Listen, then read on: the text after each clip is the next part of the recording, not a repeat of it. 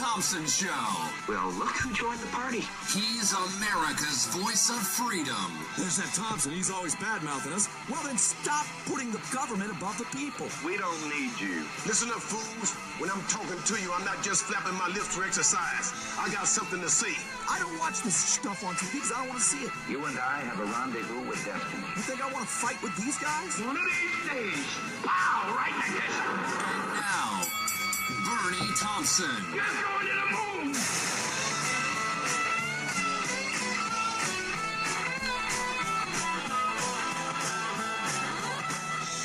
All right, so I had a dream about John Rickard last night. I had a dream about City Councilman John Rickard last night. It was right before I woke up this morning. Do you know what's starting to happen to me is that I wake up with this on my mind. But here's what else is happening to me. For the first time in a long time, for the first time in forever. Isn't there a song about it? I always tell my daughters there's a song about it. We know, Dad, there's a song about everything. No, there's a song for the first time in forever. Let's cue that up. No, let's not. But I woke up dreaming about John Rickard. It was weird. But I got to tell you what this dream is. And I wonder, for those of you who think about what dreams signify, what was this about? Let me see if I can pull it up, because I even posted about it on Facebook. Here's what I said. There it is. Ooh. I put a picture of him up there. I said I had a dream about posted this soon after I had the dream, about John Rickard, and that he defeated Donald Trump as president. I had a dream. You know how dreams are. I had a dream that City Councilman John Rickard was elected. It was one of those like movies, you know, like a Twilight Zone thing where John Rickard got elected. Kind of like, what else would be similar to that? Oh, I don't know, maybe Brandon Caldwell being elected to the mosquito board, right? It'd be about like Brandon Caldwell being elected to the mosquito board. Yeah, it could never happen, but it did. Well, in my dream, John Rickard was the president. He had just been elected, and I couldn't believe it. I was thinking, how the hell did John Rickard, this is what I was thinking in my dream, defeat Donald Trump?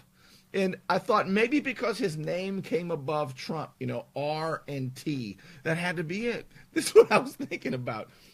And I had a chance to talk to him before he went off to Washington.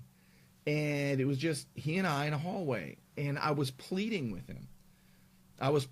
Please, John, please look into my Liberty Library. Please become a champion of liberty and truth and freedom. And he was nodding at me. But he had that look in his eye like he really didn't care what I was talking about. He just wanted to get on Air Force One. And in my dream, I was looking at his shoes, and he already had nice shoes on. All right, so John Rickard, in my dream, was the president of the United States, and he was eager to get on Air Force One. He had new shoes already, and he didn't want to hear anything about liberty or freedom or truth. He was just nodding at me. He wanted to get on that plane. Maybe Mike Thomas was on the plane, and then he'd really want to get on the plane. John Rickard. So, and then I woke up. And when I woke up, I realized that things are even worse than John Rickard becoming the president of the United States. He's a city councilman, for real. And then I thought, hell, I got to get to work. This is how I woke up. Asked Miss Simran, I said, baby, I got to get to work. This is what this is about. What does the dream mean, though? What does the dream mean? I dreamt that John Rickard was president. He didn't give a flip about doing good things. And that's the word.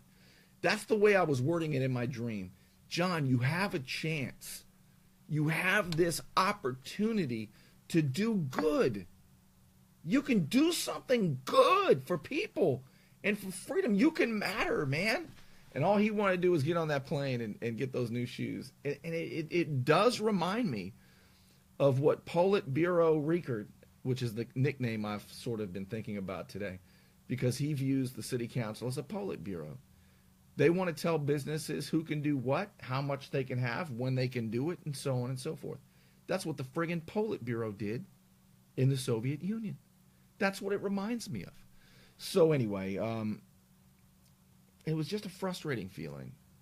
And I guess that's it, because I have that same frustrating feeling in real life when I'm standing there and I'm saying, look, these people want to run their lives and run their businesses. And basically they're looking at me like, well, we got about a minute and a half and then Bernie has to sit down. That's about what it's like. But they really don't care about doing good things for anybody. You know what else I thought about when I woke up today? How could you know? I'll tell you. I thought this is the first morning in 90 years. This is the very first morning in 90 years that Don Rickles did not see. Don Rickles didn't see this morning because he passed away yesterday. So this is the first morning in 90 years that Don Rickles did not see and did not participate with. And if you don't know, I'm a big fan of Don Rickles, the 90-year-old comedian who passed away yesterday. And his humor is terribly abrasive, but his heart was very sweet. And I believe, and I argue, and I have argued for a long time, that Don Rickles did more for race relations in America in the 1970s than just about anybody. America came a long way in the 1970s when it comes to race relations, and it did so kind of the opposite of what you'd expect. It was kind of a counterintuitive progress that took place in the 70s. And you know who else pushed it forward? I hate that, forward now. Yeah, Obama's ruined that for me. You know who else pushed it upward and onward? That's better. All in the Family, the TV show All in the Family, and Archie Bunker. You say, Bernie, he was a bigot. No, it was such a brilliant show. What Don Rickles, and this is important, what Don Rickles, I believe, and Archie Bunker did is they made fun of racism. They didn't make fun of races. I see producer Jen just joined. That's producer Jen. Hey, producer Jen. You remember producer Jen? That's what I'm saying is you hear it and people, it goes over people's heads sometimes. You know, you hear, here, let's remember, I want to play for you Don Rickles at Dean Martin Variety Roast, and he's going to roast Sammy Davis Jr. And the jokes are racial in nature. But what Don Rickles is doing is so brilliant because he's making fun of racism, not races. And Sammy Davis Jr. and some of the, they're laughing so hard about it. As long as we can't talk honestly about things and make fun of each other, we're not gonna.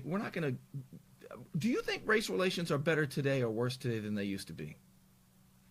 I mean, we're very limited on what we're allowed to say. You better not say that. If you say this, we'll fire you. Blah blah blah. What did recently Bill O'Reilly got into a flap for making a comment about Maxine Waters' hair, saying that she had a James Brown wig on, and all of a sudden that was proof positive that Bill O'Reilly's a big racist and he ought to be fired. Look, I'm not a fan of Bill O'Reilly for a lot of reasons, but that's everything racial is not racist. So before I cue this up, let's define racism. How would you define racism? Here's how I would define racism. I believe that racism first and foremost is a belief system. It's a belief system. And it's the belief that one race is inherently superior or inferior to another race based on skin color alone.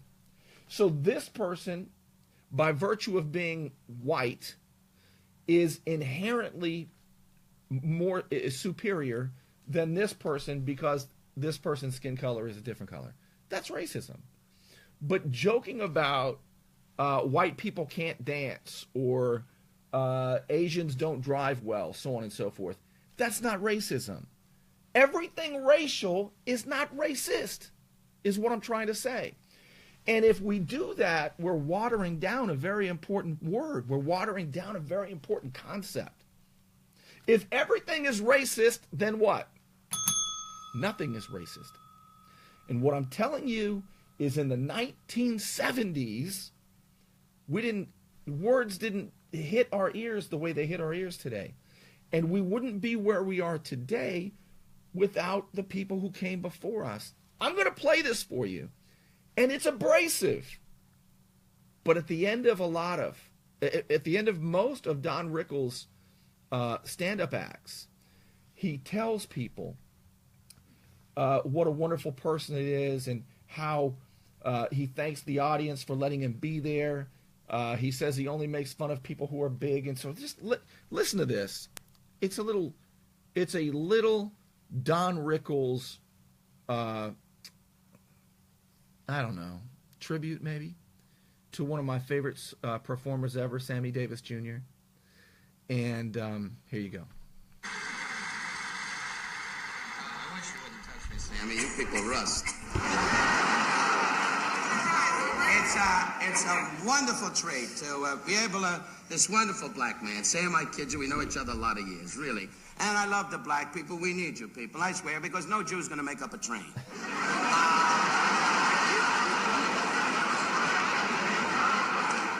My kid, Sammy, you're a black man. I took a guess.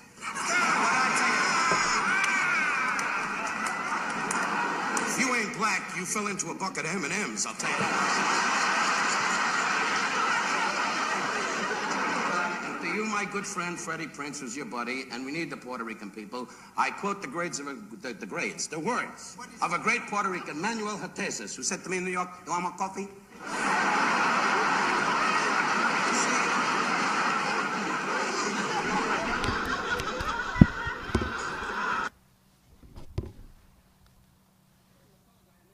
We rolled a Jew.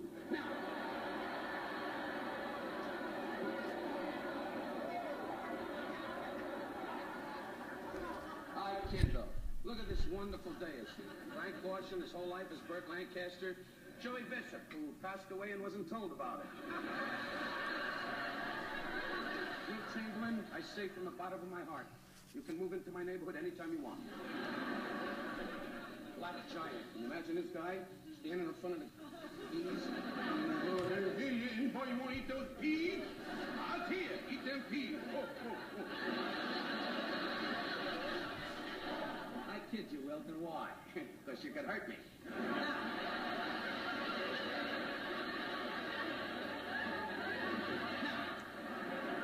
You gotta know, this is too fast for you, Dean. I'll make you feel at home. Youngstown, Ohio, right? What's that town you come from? Steubenville. Why, that's better? Anyway, Steubenville, Ohio. Fun.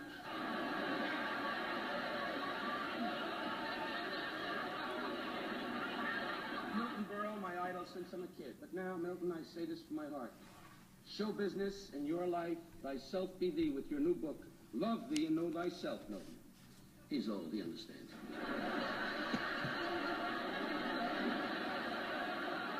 I have based my whole humor on laughing at bigotry. I laugh at Will Chamberlain, ha ha ha ha ha. But if you don't laugh back, it's not funny. I laugh at the blacks, the whites, the purples. Mostly the blacks.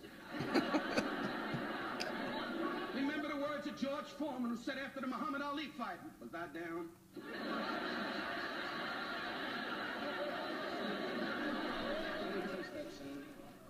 To the black people, remember the words of a great Negro, Johnson Jones, who said in Biloxi, Mississippi on a Saturday night, if the white man and the Negro can work in harmony, the people know that the white folk and the man is harmony with love.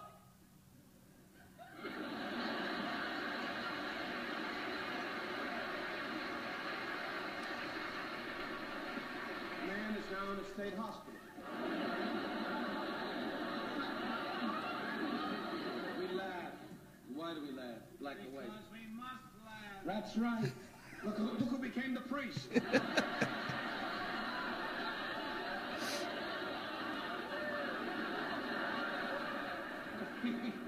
No, you're a Catholic and I'm a Jew, and Sammy, you're black. I'm sorry.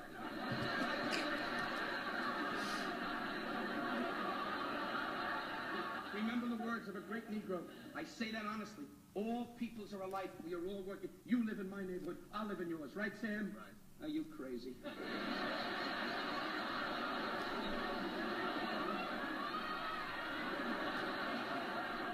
That doesn't matter. It's what's in your heart. Right, Sam?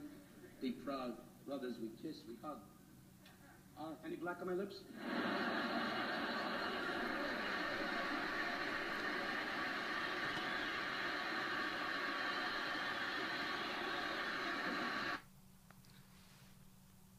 All right, so there you have it. Anybody who doesn't understand that Don Rickles, what makes that funny? First of all, some people say it's not funny, Bernie. What makes it funny? It's the absurdity of it that makes it funny. Don Rickles and Archie Bunker were actually making fun of bigots. And that honesty, that openness, that abrasiveness is what helped us move upward and onward. That's my argument anyway. And do you know that Dean Martin and Frank Sinatra, when they would travel around in Vegas in the 60s and do their Rat Pack act, do you know that they would not perform at any hotel that would not allow Sammy Davis Jr.? You don't understand the racial progress that was made in the 60s and 70s by these men and women. And anyway, I say all this because Don Rickles passed away, and he was one of my favorite comedians, and I just wanted to sort of tell you about it. Dave Chappelle, we just watched that. My sweetheart and I just watched that yesterday, and not yesterday, a few days ago. And what I love about Dave Chappelle is exactly what I love about Don Rickles. It's the honesty. It's that incredible willingness to say things, realizing that everything racial is not racist. And I saw Terrell, I saw your comments. Thank you so much. Terrell used to call my radio show. Do you remember when I had a radio show? Who remembers when I had a radio show? And I was on in Gainesville. And Terrell would call the show and listen to the show. And we've recently reconnected. And so welcome back, Terrell. It's so great to have you. What else would I want to tell you about this? I guess I just need to move along, because I could talk about Don Rickles and share Don Rickles stuff all night long. Miss Sarah Moon says, I'll say. But I want to tell you about something a lot more serious, so let's get to it. And that is Donald Trump, President Donald Trump, bombing Syria. And Governor Rick Scott had some comments about it. And I want to share with you my thoughts about it, because I know a lot of thanks, Corey, I appreciate it. That's how I saw it anyway. Republicans are happy because Donald Trump said don't do it. He did it, and he bombed them. And I'll tell you what, if there's a red line, boy, now we got a president who will follow through, right? I understand the appeal to Republicans, but I'm going to share with you a few things that are very important for conservatives and for constitutionalists and for any American, quite frankly, to understand about that situation. But before I do, let me tell you what Governor Rick Scott said. This is from the Orlando Sentinel. Governor Rick Scott backs Trump's Syria actions, still doesn't want to let in refugees. Governor Rick Scott released a statement today supporting President Donald Trump's decision to launch airstrikes against a Syrian air base in retaliation for a chemical attack on civilians. But that doesn't mean he wants to let in refugees fleeing the 6-year civil war in the Middle Eastern country. After a terrorist attack in, okay, blah, blah, blah. Here's, that's enough. So you know that Governor Scott supports Donald Trump. Do you? Now, Donald Trump, a few years ago, was tweeting opposition to when Barack Obama was doing this. Let's start at the beginning. Does a president have the power to launch targeted missiles at countries, take preemptive, aggressive strikes against countries? Is it an act of war? What do you think? The answer is, hell yes, it's an act of war. It's an aggressive act of war. It is not an act to defend the United States. It's an act to defend Syrians. Lisa just became a patron. Thank you so much for linking arms. I believe we now have 39 patrons. We now have 39 people linking arms. If you don't know what I'm talking about, will somebody post on there the patreon.com. I'm asking you to support what we do here. This is my job. I don't have any other job. I'm asking you to support this show for $5 a month. And if enough of us link arms, this show will be untouchable for those who want to shut us down. They threaten my sponsors. Do you know that? The political big shots in town, they threaten my speech. You're going to support Bernie. We're not going to support you. But here's who they can't threaten. You, who donate $5 a month to the effort here, and your name is anonymous. It doesn't show up, but it shows how many people are linking arms. Right now, with 39 of you, City Hall is not afraid of me. But what about when there's 500 of us? What about when there's 2,000 of us who link arms? So if you'll go to the top of the Facebook page where it says sign up, click it, it'll take you over, and you can contribute $5 to the show. I see every time somebody does it. It's kind of like when an angel gets his wings in It's a Wonderful Life. The bell goes off. Well, here the ding goes off, and I can see who it is that just linked arms with us. I need your help, and I will shine the spotlight brighter, and I'll do all I can to expand freedom and protect the family budget with you. So there's that. Thank you. Let's start at the beginning. Does a president have the authority? No. Does the president have the authority to initiate war to defend the United States from an imminent threat or an attack? Yes. But does a president have the authority, the constitutional authority, to strike countries with missiles when he wants to protect people in that country? No, he doesn't. And Donald Trump used to tweet saying as much. And Republicans used to criticize Barack Obama for doing it. And this frustrates me to no end. This tells me when somebody puts partisanship above principle. When we criticize Barack Obama for doing the very thing that Donald Trump does. Now, here's what's important. You say, but Bernie, we got to kill those ISIS son of a, and I agree. But here's the thing you need to know. When we bomb Syria and Assad's regime, we are not bombing the ISIS terrorists. We are bombing the Syrian government that is fighting the ISIS terrorists. And here's one of the biggest mistakes I think we make as Americans, and I wonder if you agree. One of the biggest mistakes we make as Americans is we project our values on other countries. I'm not a multiculturalist. I don't believe that all cultures are equal. I think some cultures suck out loud and other cultures are better. Okay? And I think all cultures could be better. The Islamic terrorist culture is as evil as any that has ever existed. But we don't understand what's going on in the Middle East. Here's the way I view it. We have to understand who the Islamic State is. That's what I call ISIS. The president called them ISIL, and there was a reason for it. And I don't want to get caught up too much in the thick of thin things. But this is what's important for you to know. The Islamic State, ISIS, their goal is to be the big dog of the Middle East. They call it the caliphate. Now, the one thing that's standing in their way are the countries like Egypt, like Jordan, like Saudi Arabia, like Iran, like Syria. These are countries that have had more secular government regimes that have been authoritarian and brutal, to be sure. But they stand in the way of the Islamic State. So what we are doing when we go into the Middle East and we start chasing ISIS around and telling the other countries don't get involved, what we're really doing is preventing those other countries that are being threatened by the Islamic State from destroying the Islamic State.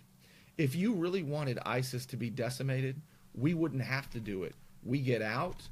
They threaten Jordan. They threaten Egypt. They threaten Saudi Arabia. They threaten Iran. They threaten Syria. They'll decimate them. You know, my friend Bobby Lago, my Puerto Rican friend from New York, who's a lieutenant. Now I sound like Don Rickles, right? Who was a lieutenant commander in the U.S. Navy. Here's the way he described it to me. He said, Bernie, sometimes in the barrio in the Bronx, right, we got stuff going on, and you white boys come in and try to fix it, but you don't speak our language. You mess up justice. We're going to exact justice. You white boys come in here and try to get involved. You don't know who's good and who's bad, and there's no justice. That's what's going on in the Middle East. The United States is coming in there and saying, we're going to kill ISIS, and then you bomb ISIS, the Islamic State's enemy, Syria. Syria wants to destroy ISIS. The United States is funding ISIS. Do you understand that? So what Donald Trump has just done, and this is what's crazy about Democrats. Democrats would have loved to have bombed Syria because that would strengthen the Islamic State. They hate Assad, but they're not so much against the Islamic State. At least I don't hear them complaining about it. What I'm trying to tell you is when Donald Trump bombs Syria, we are not taking out ISIS. We are taking out the country that would take out the Islamic State. But we don't know that. We don't understand that. You know why? Because too many of us as Americans, and I learned this from Dinesh D'Souza, we project our own values on other countries. That's what we do. Do you remember when we, in the early 2000s, when we attacked Saddam Hussein? What did I hear a lot of? I heard a lot of this. Well, the Iraqi people, what people didn't understand is which Iraqi people, right? Which Iraqi people are you talking about? The Sunnis, right? Who? The Kurds? There were like 3 different groups of Iraqi people who used to get it on because they didn't get along. It wasn't just the Iraqi people. We are using our mentality, trying to project it onto other cultures that don't think like we do. So what I'm trying to tell you is, in my opinion, if we really wanted to destroy the Islamic State, we would stop bombing Syria and we would get out of the way so that those countries could destroy something that's threatening them, and that's the Islamic State. This is not that difficult to understand, but it's not as simple as here it is. It's simple, but it's not simplistic. And and I get it. I get that we don't understand all of this geopolitical, cultural stuff that's going on everywhere around the world. But damn, we wave our fists and cheer just because a Republican did it or just because a Democrat did it. Even when Obama does it, Democrats cheer. Trump does it, Democrats complain. Obama does it, Republicans complain. Trump does it, Republicans cheer. I mean, at some point we have to say that's not real intelligent, right? There's got to be more to it than that. So, all right, I wanted you to know. I just wanted to give you a little. That's why I think Governor Rick Scott was wrong to support Donald Trump's illegal bombing. If you think presidents can send airstrikes on other countries for whatever benevolent reason they give, you absolutely do not support the Constitution of the United States. The president does have the authority to defend the United States without Congress's approval, even to launch preemptive attacks, absolutely. But this was not that. This was something else entirely. And it's wrong. All right. And it confuses the issue. I want to move along. That's, hey, Robbie, I appreciate you becoming a patron, too. There's a lot to this. Let me move on, though. I want to tell you a few other things. Hopefully I can get this story here pulled up, because this is something that has bothered me for a long time, and I saw it coming about 15 years ago in Southern California. And it is about painkillers. It's about governments trying, with this war on drug. Dave, why wasn't it illegal? Dave, you believe that a president can launch missiles at countries without Congress's approval if those countries do not threaten the security of the United States? Donald Trump said he did it to stop the slaughter. If you believe that the president can attack countries in order to stop the slaughter without congressional approval, if you point to the War Powers Act, the War Powers Act isn't for that. Here's who I agree with. I don't agree with any individual. I agree with the sentiment of Thomas Jefferson, for example. Thomas Jefferson once said that we are friends of liberty everywhere, but defenders only of our own.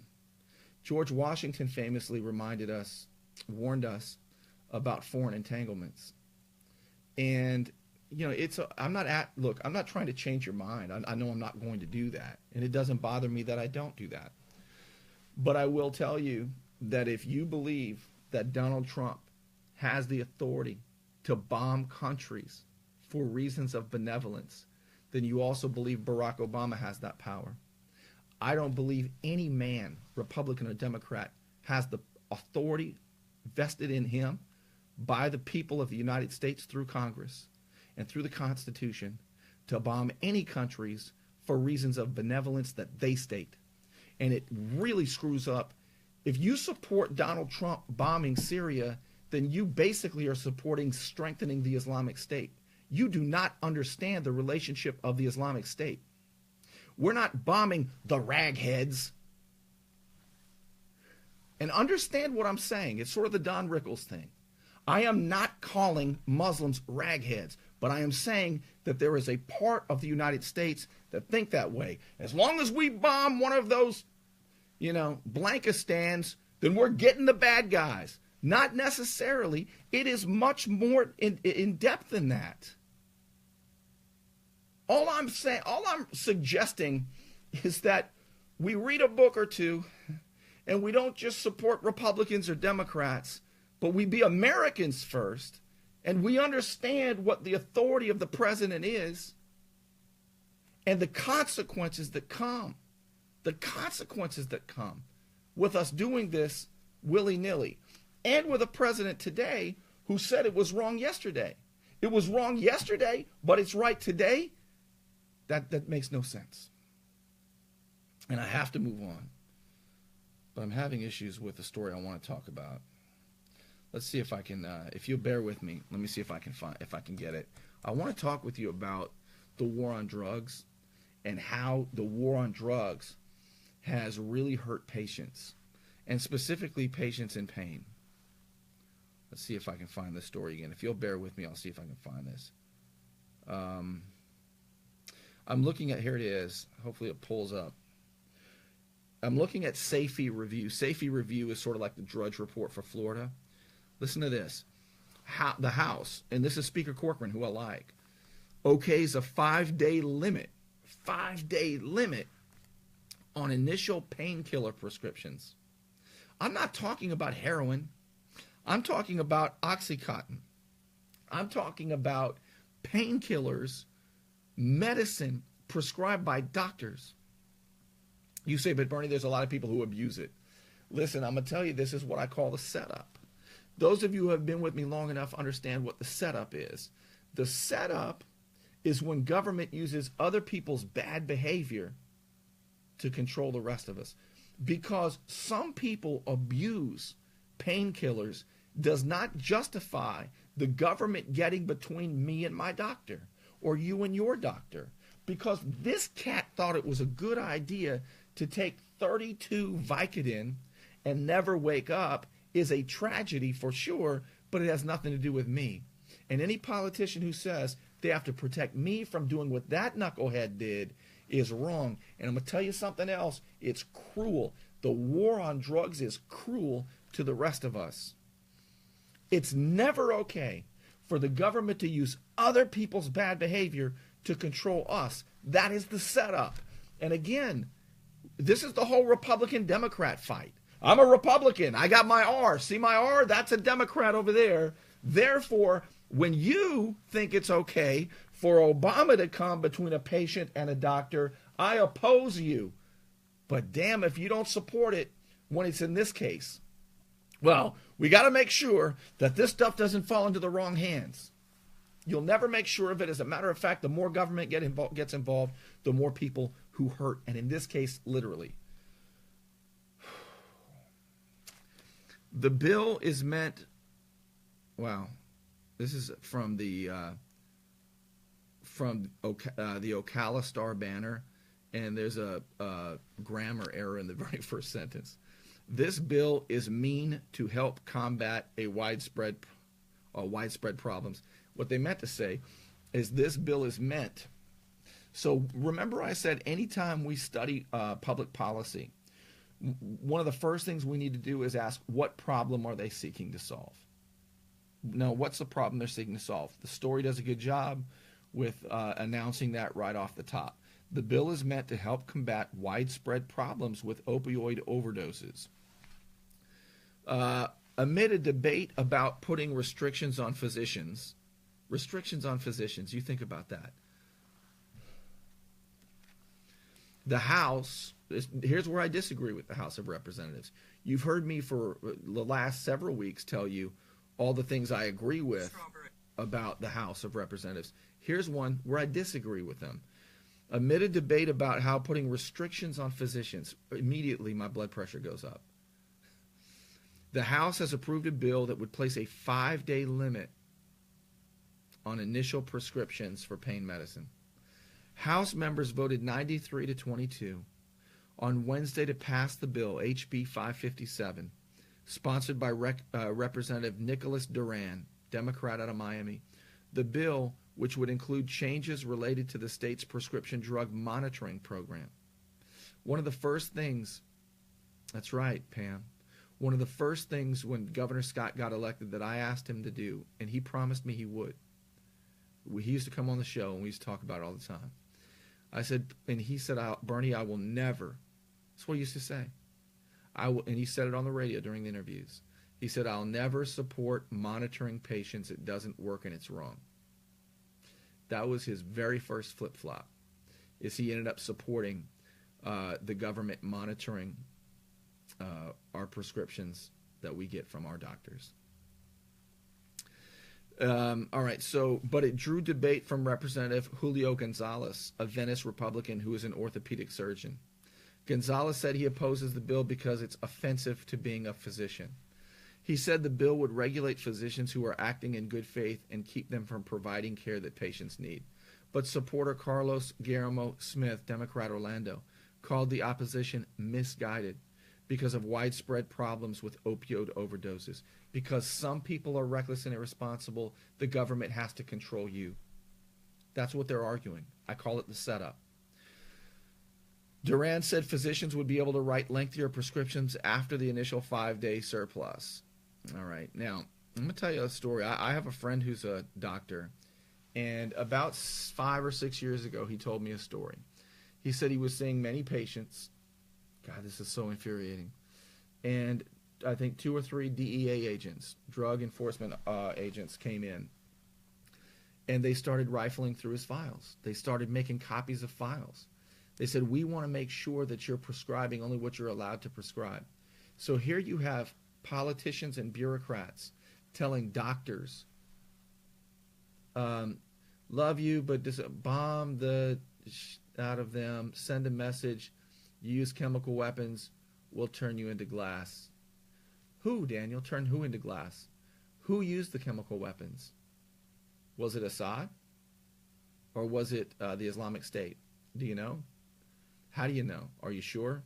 Did the Islamic State maybe do it and say that Assad did it? And besides all of that, Daniel, where does the president get the authority to do it? Where does the president get the authority to bomb a country? You know, you're making a lot of assumptions there. We're not just bombing the Middle East because we're America. We didn't draw a line. You know, and I understand why. Listen, I understand the patriotism on steroids. I get it.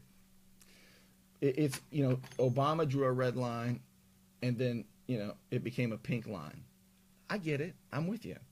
But because Obama was wrong doesn't make Trump right. There has to be an objective standard of right and wrong. Not only that, we have to have limits placed on what a president can do. You say, forget that, Bernie, our guy's in, no limits now, baby. That's a very dangerous place to be. Daniel, all I'm suggesting is that you learn a little bit more about who we bombed, who Assad is, who Assad is fighting, who the United States is funding. I think it's not a matter of look, I'll bomb the ever-living out of bad guys too, faster than you, Daniel. I'm more rule of law than anybody. I'll bomb the ever-living out of them. I wore a uniform. I would do it. But you got to know who you're doing it to. And you got to have the authority to do it. Or we can just say, hey, we bombed the hell out of the ragheads. Ha! But I'm telling you, there's a lot more to it than that. And if you are offended by me saying ragheads, you're not getting the point. The point is similar to what I said about Don Rickles. Don Rickles made fun of racists by doing that, which is sort of what I'm trying to point out. All right. So let me get back to this, because this is really horrible. What's happening is the House of Representatives is trying to place limits on what doctors can do. So I was telling you the story about my doctor friend who had his office basically during seeing patients, his office was taken over by drug agents who illegally, see, there's doctor privacy, right? What do they call it? The HIPAA. And the doctor was saying, you guys can't make copies of that. I mean, it's protected, right? There's a law that protects you from taking their private information. They said, we're DEA, we can do what we want, which is kind of like what Daniel just pointed out. He's the president, he can do what he wants. Well, there are laws that stand above the president, and there are laws that stand above the DEA agents. And if we do not live under the rule of law, then we are not safe. Well, it's my guy, I'm safe today. It's not a safe way of going about it. Thomas Jefferson said, to those who believe in their guy, Thomas Jefferson once said, let no more be heard of confidence in man, but bind him down with the Constitution. Bind him from mischief with the Constitution. The president can only do these things. And if he wants to do more than that, he's got to go to Congress. But these things the president can do are very important and powerful things. But he can't do those things. And he can't do those things. Or else you're Richard Nixon. Do you remember Richard Nixon? Richard Nixon once said that if you're the president, that makes it illegal. I'm sorry. If you're the president, then that makes it legal.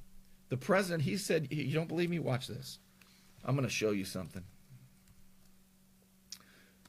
This is basically what you're saying.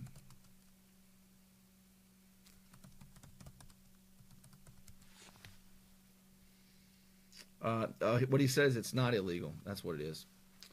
Richard Nixon said, if the president does it, it's not illegal. You ready for this? I'm gonna play it for you right here. This is unbelievable.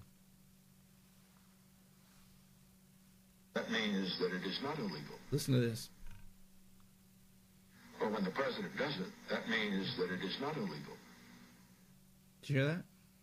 The question was, are you saying if the president does something illegal that makes it legal? That was the question. If the president does something illegal, does that make it legal?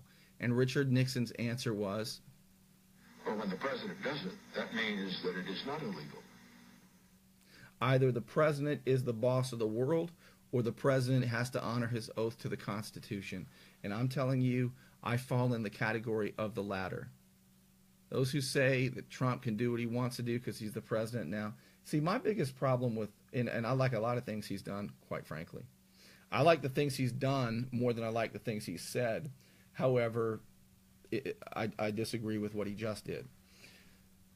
My biggest problem with Donald Trump is my biggest problem I had with Barack Obama. And that is that he advances the notion that the president is the boss of the world. I wish he wouldn't do that. You know, I really wish he wouldn't do that, because it does sound a lot like Richard Nixon. Can the president do something if it's against the law? Or when the president does it, that means that it is not illegal. Are you kidding me? I mean, that's what we have to guard against. That's what it's going to come down to. Do you favor the rule of law, or do you favor your guy? That's what it comes down to. And a lot of you say, hey, I'm on the winning team now, baby. Don't stop. This is fun, man. We're about to win a Super Bowl. Okay. I'm telling you, it's not football. It's not a game. It's our republic we're talking about. How about this? Stand your ground. They're looking at revising Stand Your Ground. A lot of people don't understand Stand Your Ground. And about 4 years ago, it was under fire because of the shooting. And now I've all of a sudden forgotten the name of the 14-year-old, I believe he was 14, who was shot. What was his name? Somebody help me. George Zimmerman shot the black teenager. And then there was a big controversy about, was it Stand Your Ground or not? Somebody help me with the name. I feel terrible because, no, what was his name? Frank just throws a name out there. Good Lord. Trayvon Martin. There we go. Thank you. Trayvon Martin. There we go. Thank you very much. And God rest his soul. But here's the problem is Stand Your Ground was unfairly targeted. And it was said that Stand Your Ground allowed George Zimmerman to basically stalk this teenager and shoot the teenager. It's not what Stand Your Ground did. Here, let's start at the beginning. This is important that we understand this. Without talking about was the shooting justified, okay? Stand Your Ground has come in under scrutiny, but most people don't know what it does. So let's talk about what it does. Before 2005, if you were a concealed carry holder, let's say you had a illegally possessed gun, and let's say you had to defend yourself against a deadly attack. Let's make these assumptions and stay with me just so I can make the point. Let's say that you were attacked by somebody with a machete, okay? And you had to shoot this person to stop this person. And if this person, say the person survived or died, whatever, one of either the family or the person before 2005 would likely sue you. You would not be charged criminally, but you could be charged. You could be charged, and they could take a lot from you. They could take a lot from you. What Stand Your Ground did was it protected you from lawsuits. And in a criminal case, you've got the high standard of reasonable doubt. But in the other cases, it's not that. It's a preponderance of doubt. And you could very easily lose a civil case where you could win a criminal case. So what was happening is you could do everything right and defend your life and then lose a civil case and lose a lot. What Stand Your Ground did in 2005, it was a response to two things. It was a response to that liability, and it was also a response to another one. Before Stand Your Ground law came around in 2005, you were obligated to retreat before you could shoot. So if somebody was attacking you with a machete, you were obligated to retreat before you can shoot. Now, that may be a good tactic, but sometimes it's not. Sometimes retreating first will get you killed because of the time and space factors, okay? So what Stand Your Ground did is it removed the obligation to retreat before you fired. And that is a good thing. Sometimes you cannot do that. And it kept you safe in a criminal case, and it helped you in a civil case. So Stand Your Ground did two things. You got to understand this. You got to remember, when we're studying public policy, we have to ask ourselves, what is the problem it was seeking to solve? There were two problems prior to 2005. One was good people who had to defend their lives against a deadly threat were being sued and losing civil cases. The other problem, the second problem, was that people they had to retreat before they could defend themselves, and that was very, very unsafe in many situations. Okay, so that's what Stand Your Ground's all about. We heard a lot of things that it wasn't. Stand Your Ground became, it was caricatured as a license to kill, essentially. And if you think it is, I don't understand how, well, maybe I do understand, why you would think that. But you already have a license to kill. And that's because sometimes killing is warranted. You don't have a license to murder. I'm big on, look, people think in terms of concepts and definitions. This is how we think. And the better we are at concepts and definitions, the better thinkers we are. So do you have a license to kill? Yes. In self-defense. but not murder. See, killing is like a big umbrella word, and underneath killing are many other words that are covered under that umbrella. You have murder, you have self-defense, you have manslaughter, there are war killings. There are many shades of killing. Some are evil and some are justified. Probably virtually all of them are tragic. But tragic and evil are not always the same. Now, you know, some people say, but Bernie, the Bible says, you know, you're big on the Bible. I'm not particularly a big Bible scholar, by the way, so I'm not even the most religious guy in the world. But I know this. People who say, yeah, but Bernie, the commandment is, you know, thou shalt not kill. How do you get around that, Bernie? Thou shalt not kill. Do you know that's not a commandment at all? The commandment originally, it's a bad translation. The real translation was you shall not murder. That's the 6th commandment. You shall not murder. It's not you shall not kill. There is no such commandment. Did you know that? There is no such commandment as thou shalt not kill. It is you shall not murder. And what is the difference? This is important stuff. This is important stuff. What is murder? Well, we know it's a few things. We know it involves people. Only people can be murdered.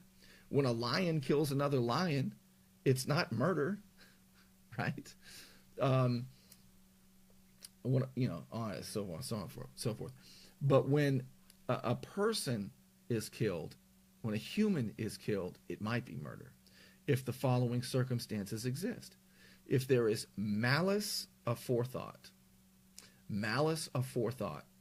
if I do something that I think will kill you and you don't deserve it, you're not attacking me, you're not trying to kill me, if I just decide I'm going to do something that odds are will end your life, and I'm doing it out of malice aforethought, that's murder.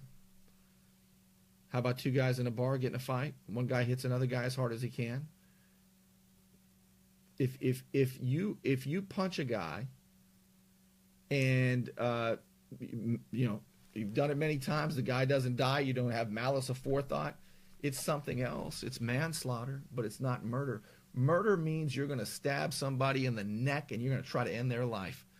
And they don't deserve it. It's malice aforethought. Some people think it's premeditation, but it's not necessarily. It's not necessarily premeditated. You may not have planned it. You may get mad at somebody and in a flash decide you're going to pull out a knife and slit their throat. That's murder. You know that action will end their life. That's malice aforethought. These are important concepts. I always say context matters. Context matters. And when we're thinking about stand your ground, these are the things we need to be thinking about, not Democrat, Republican, not white versus black, not liberal versus conservative. It's right versus wrong. It's understanding context matters. Am I right or wrong? Can I get an amen on that? And this all requires that we be Americans first, that we pursue truth first. These things are very important to me. So I'm gonna move on, and I'm about to wrap up, to be honest. It's Friday, huh? What am I doing working so hard on a Friday?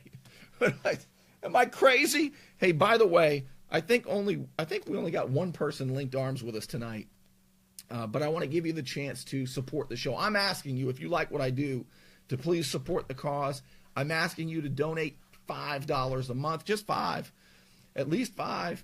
And you can do so by going to the top of the page where the blue button says sign up. Click that button and it'll give you the opportunity to contribute to link arms with us for a minimum of $5 a month. It means a lot to me. Not only does it support us financially, this is my job, this is my whole job. Not only does it support us financially, but it freaks out the bad guys. It freaks them out. Right? I think we now have 39 patrons. 39 of you have linked arms and are contributing. As Jeff Johnson said, linked arms and linked wallets. Ryan, he's got 3 glasses of apple juice. Ryan's got some vitamin C, and that's a good idea, Ryan. I don't think I've had any vitamin C all day. And I think I'm about to get 94 proof vitamin C. That's the kind of vitamin C that I think Ryan's drinking right now, and that's where I'm headed right after this. But Again, just click that blue button and please link arms and link wallets with us. Contribute at least $5 to the cause, because then I said Lisa, but it looks like Lise. I don't know how to pronounce it. But please do what you can. Join us. We're almost at 40. We're almost at 40 patrons, right, in the first week or so. And I appreciate it more than you know. Some of you know exactly how much I appreciate it. And I promise you I'll continue to shine the spotlight on the bad guys and the good guys. But those who are in office and swore to uphold the Constitution and swore to represent us, not to represent the people who fund their campaigns only, and try and do things in secret where they benefit their girlfriends and think nobody's ever going to know about it. Oh man, I got so much. Next week, I'm going to be working on it all weekend. Next week, you're going to find out so much about how that all went down, because I've got the public records now, and we are pouring through the emails. You're going to find out a lot next week, I promise. And not only that, I'm going to show it to you. I'm going to post the emails. You're not going to believe it. All right, so please click the sign up button. Click the blue sign up button and join me for at least $5 a month to the cause. Frank, maybe. Hit me up and I'll let you know. But until then, I'm going to wrap it up. Thanks for being with me, and I'll see you on Monday.